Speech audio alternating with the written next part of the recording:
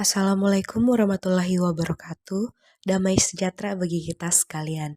Terima kasih atas kesempatan yang diberikan kepada kami, kelompok Red Brain atau Otak Merah, untuk menyampaikan hasil diskusi kami. Kami adalah Miftahul Jannah, Abu Dair, Mutmainnah, Gloria Octavia, dan Mutmainnah Syam. Tujuan teori belajar. Teori belajar merupakan suatu teori yang di dalamnya terdapat tata cara pengaplikasian kegiatan belajar mengajar antara guru dan peserta didik. Teori belajar berfungsi sebagai penuntun dalam merancang kondisi belajar demi tercapainya tujuan pendidikan yang berisi prinsip-prinsip belajar. Adapun 4 teori belajar, yang pertama yaitu teori belajar behaviorisme, yang kedua teori belajar konstruktivisme, yang ketiga teori belajar humanisme, dan yang terakhir teori belajar kognitivisme. Teori belajar behaviorisme. Teori belajar behaviorisme merupakan teori dengan pandangan tentang belajar sebagai perubahan dalam tingkah laku sebagai akibat dari interaksi antara stimulus atau rangsangan dan respon perilaku reaktif. Teori behaviorisme memfokuskan kajiannya pada sikap dan perilaku seseorang yang terjadi dalam proses belajar yang mampu menghasilkan stimulus respon serta dapat diamati, tetapi tidak bisa dihubungkan langsung dengan konstruksi mental. Konsep behaviorisme memandang bahwa perilaku individu merupakan hasil belajar yang dapat diubah dengan memanipulasi dan mengkreasikan kondisi-kondisi belajar dan didukung dengan berbagai penguatan atau reinforcement untuk mempertahankan. Adapun ciri-ciri teori belajar behaviorisme menurut Sumadi Suryabrata yaitu yang pertama, mementingkan faktor lingkungan, yang kedua, mementingkan bagian-bagian atau elemen, yang ketiga, mengutamakan mekanisme peranan aksi, yang keempat, mengutamakan mekanisme terbentuknya hasil belajar, yang kelima, mementingkan sebab-sebab di waktu lalu, yang keenam, mementingkan pembentukan kebiasaan, dan yang terakhir, dalam memecahkan masalah ciri khasnya adalah trial and error. Tokoh-tokoh behaviorisme yaitu yang pertama Bruce Frederick Skinner, di mana beberapa prinsip Skinner antara lain hasil belajar harus segera diberitahukan. Yang kedua, proses belajar harus mengikuti irama. Yang ketiga, tidak digunakan hukuman. Yang keempat, aktivitas sendiri. Yang kelima, diberi hadiah. Dan yang terakhir, pendekatan shaping. Dan tokoh yang kedua yaitu Edward L. Thorndike, yang dimana seseorang pendidik dan sekaligus psikolog berkebangsaan Amerika. Menurut Thorndike, belajar merupakan proses interaksi antara stimulus yang memungkinkan berubahnya pikiran, perasaan, atau gerakan, dan respon yang juga berubah pikiran, perasaan, atau gerakan. Yang terakhir yaitu Ivan Pavlov. Di sini teori belajarnya tentang conditioning, di mana conditioning adalah suatu bentuk belajar yang memungkinkan organisme memberikan respon terhadap suatu rangsangan yang sebelumnya tidak menimbulkan respon itu, atau suatu proses untuk mengintroduksi berbagai refleks menjadi sebuah tingkah laku. Selanjutnya, penerapan teori behaviorisme. Yang pertama, mendudukkan siswa sebagai individu yang pasif. Yang kedua, memunculkan perilaku-perilaku yang diharapkan menggunakan metode pembiasaan atau drill. Dan yang ketiga, memandang pengetahuan merupakan sesuatu yang stagnan dan tidak pernah berubah, sehingga akan disampaikan sama pada setiap tahunnya. Dan yang keempat, memandang mengajar hanya sebagai transfer pengetahuan dan belajar sebagai proses memperoleh pengetahuan. Dan yang kelima, kurikulum dikembangkan secara terstruktur dan pengetahuan sudah ada, sehingga siswa tinggal mempelajarinya. Teori belajar konstruktivisme. Teori belajar konstruktivisme atau Constructive Theories of Learning menyatakan bahwa siswa harus menemukan sendiri dan mentransformasikan informasi secara kompleks, mengecek informasi baru dengan aturan-aturan lama, dan merevisinya apabila aturan-aturan itu tidak lagi sesuai bagi siswa, agar benar-benar memahami dan dapat menerapkan pengetahuan Mereka harus bekerja memecahkan masalah, menemukan segala sesuatu untuk dirinya, berusaha dengan susah payah, dengan ide-ide. Adapun tokoh-tokoh dalam teori belajar konstruktivisme yaitu yang pertama, Jean Piaget, yaitu menegaskan bahwa penekanan teori konstruktivisme adalah pada proses untuk menemukan teori atau pengetahuan yang dibangun dari realita. Prinsip dasar dari teori konstruktivisme Piaget adalah pengetahuan yang dibangun dalam pikiran dan peserta didik bukanlah bejana kosong yang diisi dengan pengetahuan oleh pendidik, melainkan organisme aktif yang menciptakan makna melalui kontak dan interaksi dengan dunia luar. Selanjutnya yaitu tokoh Lev Vygotsky, yaitu salah satu konsep dasar dari konstruktivisme dalam belajar dengan interaksi sosial antara individu dengan lingkungannya. Belajar adalah sebuah proses yang melibatkan dua elemen penting. Yang pertama, belajar merupakan proses secara biologi sebagai proses dasar. Yang kedua, belajar merupakan proses psikososial sebagai proses yang lebih tinggi dan esensinya berkaitan dengan lingkungan sosial budaya. Adapun karakteristik teori belajar konstruktivisme, yaitu yang pertama, proses pembelajaran berpusat pada peserta didik. Yang kedua, proses pembelajaran merupakan proses integrasi pengetahuan baru dengan pengetahuan lama yang dimiliki peserta didik. Yang ketiga, proses pembelajaran mendorong terjadinya kooperatif yang kompetitif di kalangan peserta didik secara aktif, kreatif, inovatif, dan menyenangkan. Yang keempat, pandangan yang berbeda di antara peserta didik dihargai sebagai tradisi dalam proses pembelajaran.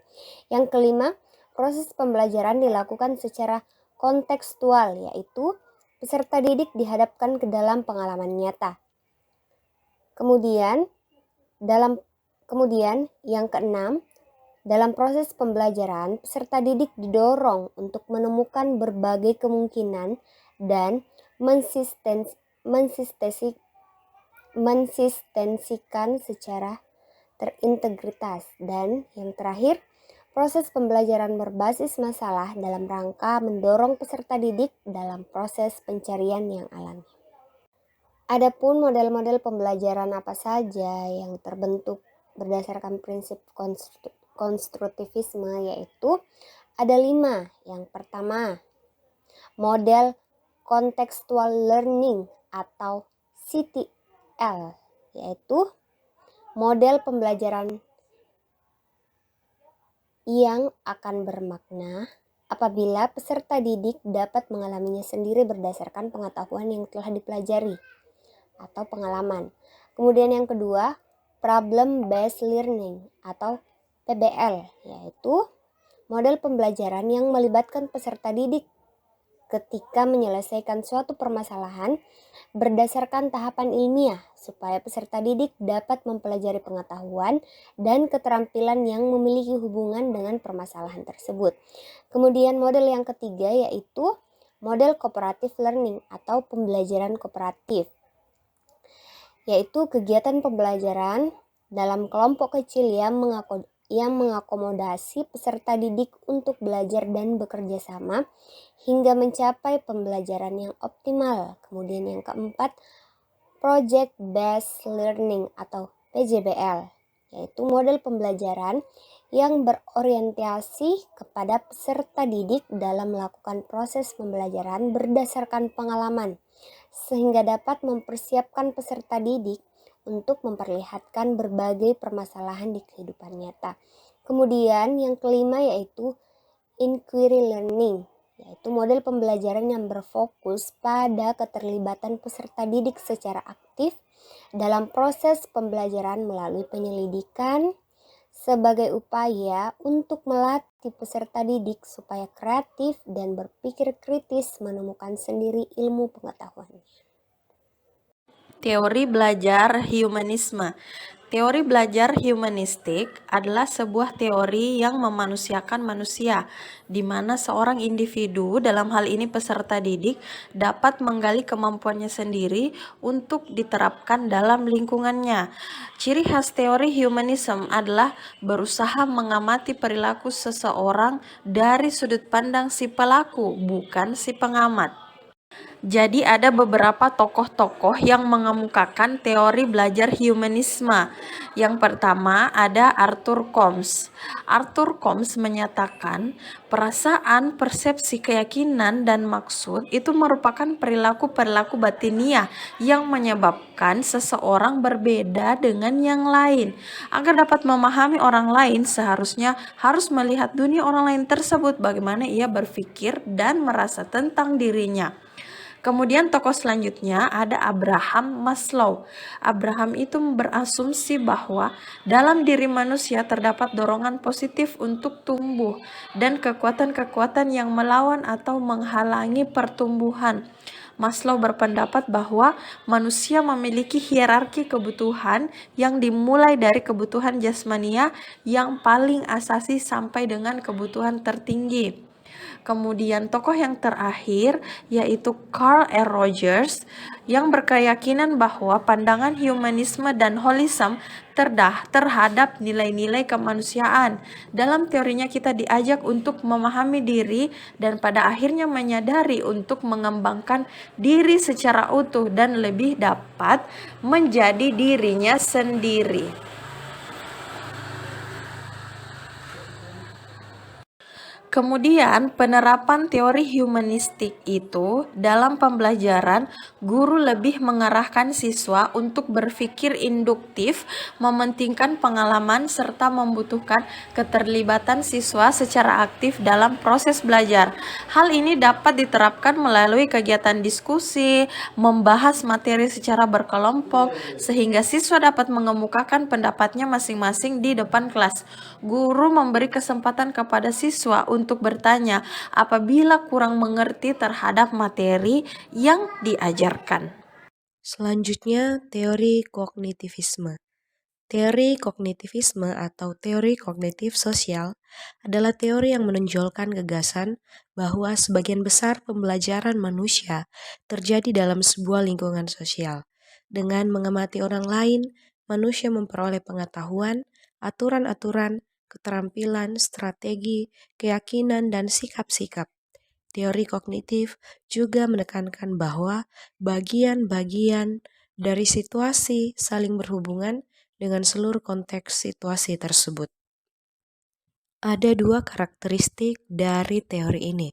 Yang pertama, yang disampaikan oleh Suyono tahun 2011. Dalam teori ini ada dua bidang kajian yang lebih mementingkan proses belajar daripada hasil belajar.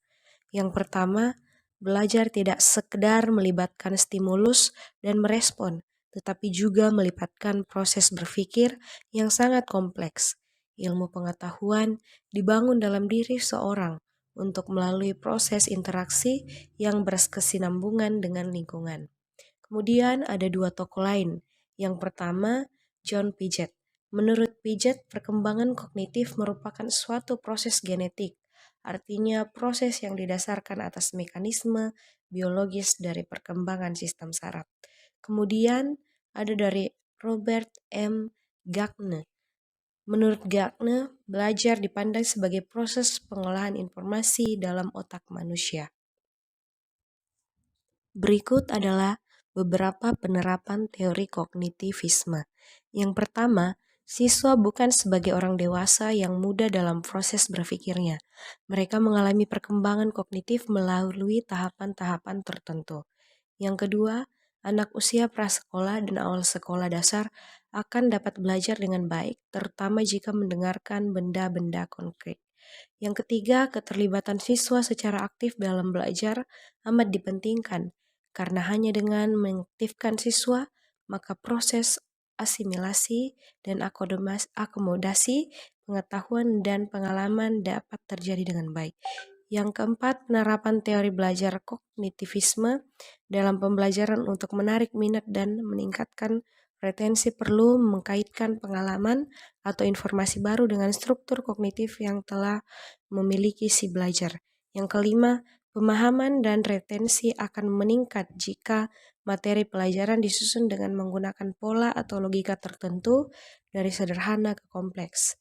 Yang keenam, belajar memahami akan lebih bermakna daripada belajar menghafal. Dan yang terakhir adalah adanya perbedaan individual pada diri siswa perlu diperhatikan karena faktor ini sangat mempengaruhi keberhasilan belajar siswa. Jadi adapun untuk kasus Tania, 7 tahun memiliki kemampuan rendah dan keinginan yang rendah untuk sukses. Jadi caranya untuk memotivasi Tania yaitu Tania harus mengetahui bagaimana rasanya menjadi sukses di usahanya itu. Ia harus merasakan bagaimana bahagianya bila diberi apresiasi melalui sanjungan atas usaha yang telah kita lakukan. Dengan demikian, guru harus membangun lingkungan yang membuat Tania ingin mencapai kesuksesan itu dengan selalu memberi semangat dan pujian apabila Tania berhasil menyelesaikan sebuah tugas. Selain itu, guru harus memberi Tania motivasi sukses melalui pendekatan, menceritakan hal menyenangkan apa yang bisa diraih oleh orang yang berhasil dalam belajar selain dari mendapatkan pujian. Jadi untuk kasus Tania ini, kita bisa menerapkan teori belajar behaviorisme.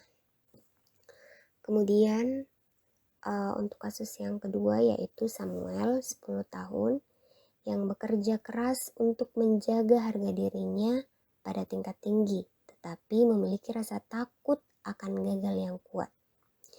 Jadi hal yang harus dilakukan untuk memotivasi Samuel yaitu dengan memberi apresiasi atas upaya dan kerja kerasnya. Namun Samuel harus diyakinkan bahwa belajar dan mendapatkan nilai baik bukan semata-mata hanya untuk mendapatkan pujian. Cara penyampaian juga harus hati-hati agar tidak merusak semangat belajar dari Samuel. Guru harus memberi bimbingan kepada Samuel selain pujian, ya terdapat begitu manfaat banyak ya yang bila kemampuan belajarnya itu baik. Ya. Agar tidak takut gagal, Samuel harus selalu didampingi dan diyakini bahwa usaha yang kita lakukan akan memberi hasil yang sama. Bahkan bila tidak mencapai target, kita usahakan bahwa itulah yang terbaik. Selain itu untuk kasus Samuel juga, ya kita bisa memberikan pendekatan sosial, mendekatkan Samuel dengan anak-anak lainnya, dengan kita sebagai guru bisa menerapkan teori belajar sosial kognitif. Kasus Sandra. Sandra 13 tahun yang tenang di kelas dan meremehkan keterampilan mereka.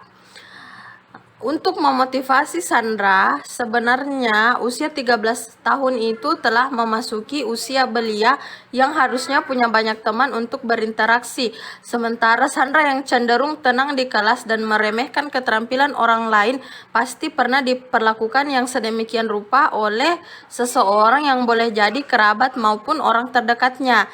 Jadi Sandra harus dimotivasi dengan sebuah pendekatan persuasif dan memberikan pemahaman bahwa semua orang diciptakan dengan bakat dan minat yang berbeda dan kelebihan itu yang harus dihargai. Umur seperti Sandra harusnya diberikan banyak sanjungan sehingga dari sanjungan itu ia pula dapat menghargai orang lain. Sandra harus diberikan kerjasama dalam bentuk tim atau kelompok sehingga dengan itu Sandra bisa mengetahui kondisi siswa lain dan lebih mengambil hal positif dari umpan balik kerja kelompok. Nah, teori pembelajaran yang cocok untuk Sandra adalah teori humanistik karena Sandra selalu meremehkan keterampilan orang lain, maka teori humanistik yang lebih memanusiakan manusia itu cocok untuk Sandra. Robert, 16 tahun, yang menunjukkan sedikit minat di sekolah dan saat ini tinggal bersama dengan bibinya. Anda sudah tidak dapat menghubungi orang tuanya. Usia Robert yang 16 tahun harusnya telah memperlihatkan pemikiran yang matang dalam menghadapi suatu masalah. Robert yang menunjukkan sedikit minat di sekolah pasti ada hal intern yang membuatnya demikian. Hal itu perlu dibuka secara transparan dari Robert oleh jembatan si bibinya itu. Sebenarnya orang yang sudah tidak dapat dihubungi lagi orang tuanya berarti harus didalami mental si anak tersebut. Stimulasi positif dapat diberikan untuk menumbuhkan motivasi belajar. Adapun teori pembelajaran yang cocok untuk Robert yaitu teori behaviorisme. Teori behaviorisme secara umum memang bagus diterapkan untuk anak usia dini yaitu 0 sampai 7 tahun. Namun tidak berarti usia seperti Robert yaitu 16 tahun tidak bisa diterapkan teori belajar behavior. Jadi teori belajar behavior cocok untuk Robert karena Robert ini sangat membutuhkan pujian dari orang di sekitarnya sehingga minatnya sedikit lama-lama akan menjadi banyak. Sekian. Ya, itulah presentase dari kelompok kami, kelompok Red Brain atau kelompok kotak merah. Semoga apa yang kami sampaikan bisa bermanfaat buat para pendengar dan pembaca. Terima kasih. Assalamualaikum warahmatullahi wabarakatuh.